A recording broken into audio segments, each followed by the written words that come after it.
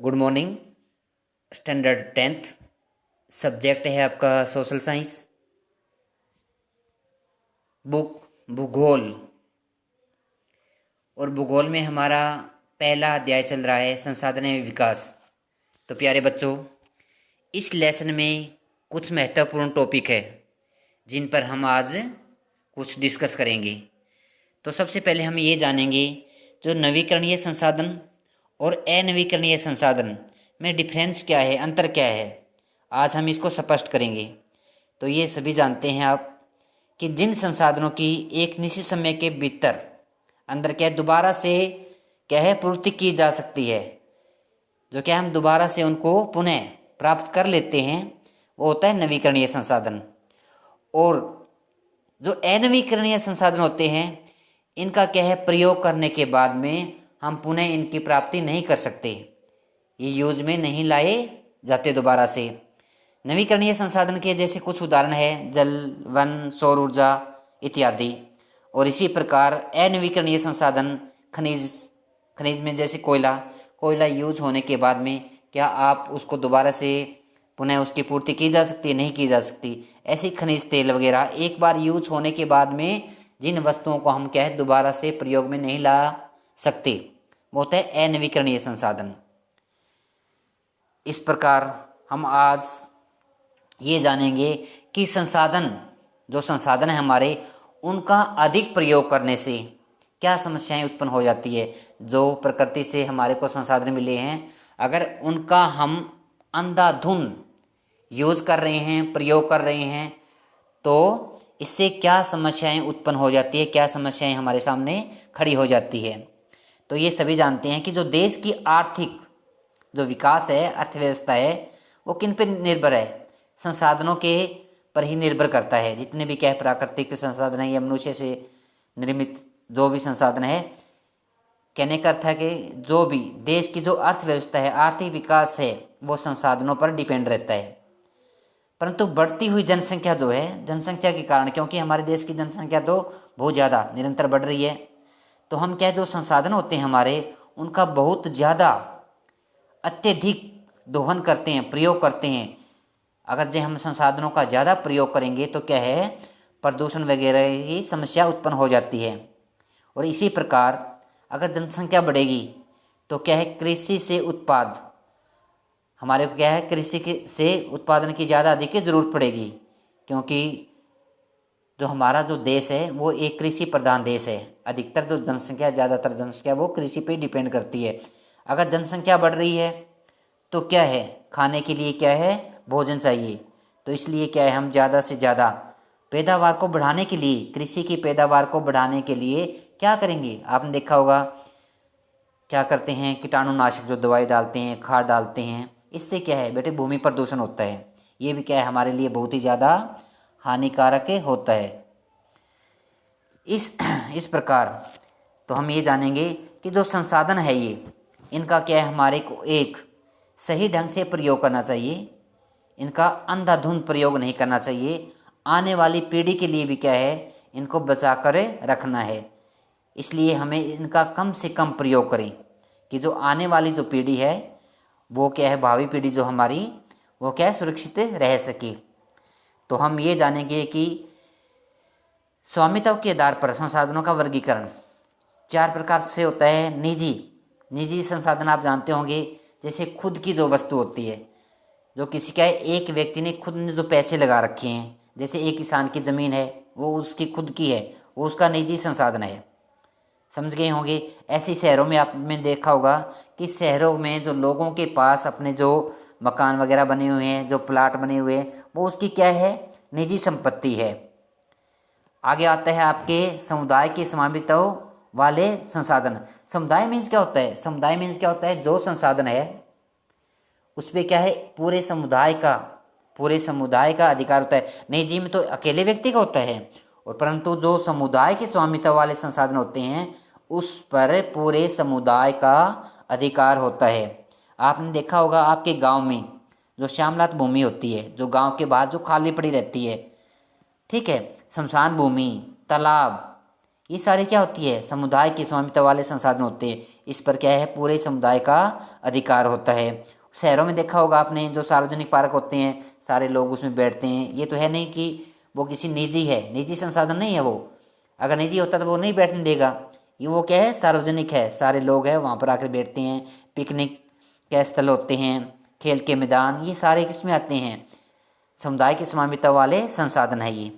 राष्ट्रीय संसाधन, राष्ट्रीय संसाधन क्या होता है, जिस पर क्या है, पूरे राष्ट्र का अधिकार होता है। वास्तव में सभी संसाधन राष्ट्र की संपत्ति होते हैं। ऐसे तो हम सभी को मानते हैं, जो निजी वाले होते हैं, समुदाय वाले होते हैं, राष्ट्रीय संसाधन जो होते हैं, ये सारे किसके होते हैं, राष्ट्र की संपत्ति होते हैं। सरकार को जो लोगों की भलाई के लिए, कई बार क्या होता है, लोगों की भलाई के लिए जो निजी संपत्ति होती है लोगों की, उसको भी क्या होता है, सरकार अपने अधिकार में ले लेती है, कानून के तौर पे उनको मिल जाती है। ये राष्ट्रीय संसाधन वो अपने अधिकार में लेती है। जैसे आपके गांव के पास से कोई रोड निकलता है सिंगल, अगर से बड़ा रोड बनाना है, तो आपकी जो ज़मीन है, ज़मीन आपकी जमींदार की, तो वो क्या, सरकार कानूनी अधिकार से क्या है, वो अपने अंडर में ले लेगा। तो जो ज़मीनें हैं वो किसके अंडर में आ जाएगी, सरकार के। जैसे सड़कें बनाने के लिए, नहरें बनाने के लिए, रेल मार्ग बनाने के लिए, आपने देखा होगा आसपास के गांव में जो ज़मीनें क्या है, किसके अंडर में आ जाती है, सरकार के अंडर में। और वहाँ पर क्या है, रोड वगैरह का निर्माण कर देते हैं। आगे आता है आपके अंतर्राष्ट्रीय संसाधन। अंतर्राष्ट्रीय मीन्स क्या होता है, पूरे अंतर्राष्ट्रीय, जो पूरे राष्ट्र के। तो इनमें क्या होता है, इनमें से ज़्यादातर होते हैं समुद्री क्षेत्र के संसाधन होते हैं।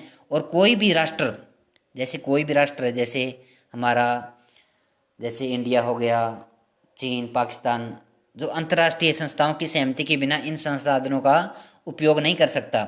अगर जो समुद्र के अंदर जितने भी क्या है संसाधन होते हैं, तो हमारे को सभी की सहमति लेनी जरूरी होती है।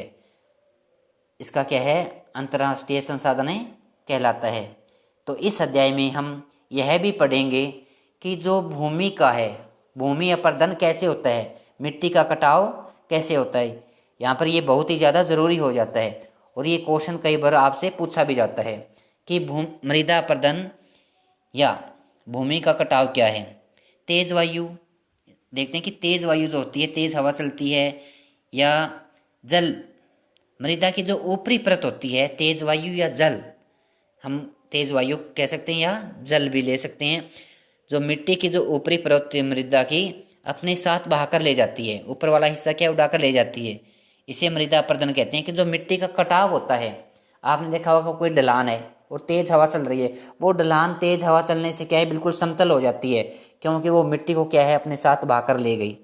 ऐसे जैसे आपने देखा होगा बारिश आती है, बारिश में क्या होता है, तेज बहाव के कारण पानी की जो मिट्टी में क्या नालियाँ से बन जाती है, वो क्या मिट्टी का अपर्दन हो रहा है, मिट्टी का कटाव हो गया, क्योंकि पानी है वो मिट्टी को अपने साथ बहाकर ले गया। इसके कारण ये मिट्टी कृषि योग्य नहीं रहती, क्योंकि जो मिट्टी की जो ऊपरी परत होती है वो उपजाऊ होती है, वो अपने साथ बहा ले जाती है, इसलिए ये कृषि के योग्य नहीं रहती। इसके कारण, मृदा अपर्दन के कारण, भाई किस कारण से क्या है, भूमि का कटाव हो रहा है, कारण क्या है इसका कटने का। तो यदि भूमि की ढाल तिरव हो, अगर भूमि की ढाल देखा होगा जो खड़ी होती है, ढलान तिरव होती है, तो पानी के तेज बहाव के कारण मिट्टी का कटाव अधिक होता है। अगर तेज ढलान होती है और पानी अगर आएगा या हवा चलेगी, तो वहाँ पर क्या है, उसका कटाव होगा ही होगा। आगे आता है, जैसे आपकी जिस मिट्टी में जल समाये रखने की क्षमता अधिक होती है, उसका कटाव कम होता है। देखा होगा आपने, चिकनी मिट्टी होती है, जो चिकनी मिट्टी होती है, उसका कटाव कम होता है। अगर जो तेज हवा चलती है या बारिश आती है, उसका कटाव नहीं होता है, क्योंकि उसमें क्या है, जल समाये रखने की क्षमता अधिक होती है, वो क्या चिकनी होती है। और मरुस्थल में देखा होगा आपने, जो मरुस्थल होती है, बालू मिट्टी होती है, थोड़ी सी हवा चलते ही क्या है मिट्टी उड़ने लग जाती है, पूरा अंधकार हो जाता है, वो मिट्टी का कटाव होता है। समझ में आ गया होगा। और आपने ये भी देखा होगा कि वृक्षों की जड़ें मिट्टी को जकड़ी रखती है। जो वृक्षों की जड़ें होती है ना, वहाँ पर मिट्टी को क्या है, वो जकड़ी रखती है मजबूती से, उसे बहाने से वो रोकती है, जड़ें मजबूती रखती है। जिन स्थानों पर वनों का कटाव हो जाता है, वन काटते हैं जैसे, तो क्या है, फिर वहाँ पर मिट्टी का कटाव होने लग जाता है। जहाँ पर क्या है, अगर वन खड़े हैं तो वो क्या है, मिट्टी को जकड़े रखेगी, और जहाँ पर क्या है उसका कटाव हो गया तो वहाँ पर क्या है, वो मिट्टी का अपरदन होने लग जाता है। इसी प्रकार आपने देखा होगा कि खेतों में हल द्वारा जो नालियाँ बनाई जाती है उसमें क्या है, पानी बड़ी तेज़ी से बहता है और भूमि कटाव अधिक होता है। जैसे आपने ट्रैक्टर से जुताई कर दिया, हल से जुताई करते हो, अगर उसमें आप पानी छोड़ देते हो, बारिश का पानी आता है तो क्या है, वो क्योंकि ऊपर वाली जो मिट्टी है वो मुलायम हो जाती है और उससे क्या है, उसका अपरदन होता है। तो ये भी ज़रूरी हो जाता है कि मृदा अपरदन को रोकने के उपाय हमें करने क्या चाहिए, वन लगाने चाहिए। पहला पॉइंट क्या है, सबसे ज़्यादा ज़रूरी, अधिक से अधिक वन लगाने चाहिए। वन लगाने से क्या होता है, जो भूमि की जो है वो मिट्टी को वो जकड़े रखेगी, उसका अपरदन नहीं होने देगी, उसका कटाव नहीं होने देगी। घास लगाना चाहिए। आपने देखा होगा जहाँ पर घास वगैरह है, आसपास भी देख लेना आप, एक तो जिस भूमि में बिल्कुल घास भी नहीं है, बिल्कुल क्या है, हमारे को मिट्टी दिखाई दे रही है, बारिश आती है तो क्या है, उस मिट्टी का कटाव अधिक होता है, तेज हवा से भी क्या है वो मिट्टी उड़ती है। और जिस मिट्टी पे जो क्या है घास वगैरह उगी हुई है, लगा रखी है, वहाँ पर क्या है, मिट्टी का कटाव नहीं होगा, क्योंकि वो उसके क्या है जकड़े रखती है, उसका बचाव करती है। और जो पहाड़ी ढलानों पर है, सीढ़ी के आकार के खेत बनाने चाहिए। जैसे हमारी सीढ़ी होती है ना घर में, देखियो वैसे सीढ़ी नुमा खेती करनी चाहिए वहाँ पर। इससे क्या है, पहाड़ी ढलान पर क्या है, मृदा का अपरदन रोका जा सकता है। और ज़्यादा से ज़्यादा जो पेड़ पौधे हैं हमारे को किसके नज़दीक लगाने चाहिए, नदी नालों के किनारों पर पेड़ पौधे लगाने से भी क्या है, भूमि का कटाव नियंत्रण किया जा सकता है। जो पेड़ पौधे हैं वो नदियों के किनारे या सड़क के किनारे, जो रास्ते होते हैं उनके किनारे लगाना चाहिए, जहाँ पर क्या है, मिट्टी का कटाव क्या है, रोका जा सकता है। तो इसमें हम ये भी पढ़ेंगे कि जो भारत में है वो मिट्टियाँ कितने प्रकार की पाई जाती है, भारत में है वो मिट्टियाँ कितने प्रकार की पाई जाती है। तो भारत में मिट्टियाँ बेटी, जलोढ़ मिट्टी, काली अथवा रेगड़ मिट्टी जिसको कहते हैं, लाल मिट्टी, लेटराइट मिट्टी, मरुस्थलीय मिट्टी, वन अथवा पर्वतीय मिट्टी। जलोढ़ मृदा पता लग गया आपको। काली मिट्टी को ही रेगड़ मिट्टी कहते हैं, ध्यान रखना भाई, रेगड़ मिट्टी है वो काली आ गई अथवा काली, ठीक है। और लाल अथवा पीली मिट्टी, और लेटराइट मिट्टी, मरुस्थलीय मिट्टी, और वन अथवा पर्वतीय मिट्टी। तो जलोढ़ मृदा है वो सबसे क्या है बेटे, अधिक उपजाऊ मानी जाती है। जो जलोढ़ मृदा है वो सबसे अधिक उपजाऊ मानी जाती है। तो यहाँ पर यह जानना जरूरी हो जाता है कि जो जलोढ़ मृदा है ये भारत में कहाँ पर पाई जाती है। तो इसमें क्या आप देखोगे कि जो जलोढ़ मृदा है, जलोढ़ मृदा ये पाई जाती है अपने, जैसे हो गया गुजरात, हो गया उत्तर प्रदेश, हो गया हरियाणा, पंजाब, यहाँ पर ये क्या है, जलोढ़ मृदा पाई जाती है ये। और इसके आगे आती है फिर काली मिट्टी। काली मिट्टी ध्यान रखना, ये कई बार क्वेश्चन पूछा जाता है आपसे कि कपास के लिए बहुत ही लाभदायक होती है। जो कपास की जो पैदावार होती है वो काली मिट्टी में बहुत ही अच्छी होती है कपास कपास के लिए। तो ये होती है महाराष्ट्र, गुजरात, मालवा तथा मध्य प्रदेश के पठारी भागों में पाई जाती है। ध्यान रखना, ये महाराष्ट्र में, गुजरात में, मालवा और मध्य प्रदेश के पठारी भागों में पाई जाती है। इसी प्रकार आगे हम देखेंगे लाल मिट्टी। लाल मिट्टी एक बार इनके आप स्थान देख लो भाई, कहाँ पर पाई जाती है, ये आपके लिए इम्पोर्टेंट हो जाता है। काली मिट्टी कपास के लिए लाभदायक है, और ये कहाँ पे पाई जाती है पता लग गया होगा, महाराष्ट्र, गुजरात, मालवा। और जलोढ़ मृदा पता होगा तुम्हारे कहाँ पर पाई जाती है, ये उत्तर प्रदेश, हरियाणा, गुजरात, पंजाब। और लाल मिट्टी कहाँ पे पाई जाती है, लाल मिट्टी आपने देखा होगा कि जो लाल मिट्टी बेटे ये ज़्यादातर उड़ीसा, छत्तीसगढ़, तेलंगाना, इन राज्यों में पाई जाती है लाल मिट्टी। और लेटराइट मिट्टी होती है, जो ये लेटराइट मिट्टी है जो ये उड़ीसा, मेघालय के कुछ भागों में मिलती है। मरुस्थलीय मिट्टी पता ही तुम्हारे को, मरुस्थल कहाँ पे है, अपने राजस्थान में, ये राजस्थान में पाई जाती है। और जो पर्वतीय या वन मिट्टी है ये कहाँ पे पाई जाती है, ये जम्मू कश्मीर वगैरह इधर पाई जाती है। ये जो त्रिपुरा है, जम्मू कश्मीर है, जो पहाड़ी क्षेत्र हमारा, यहाँ पे ये पर्वतीय मिट्टी पाई जाती है।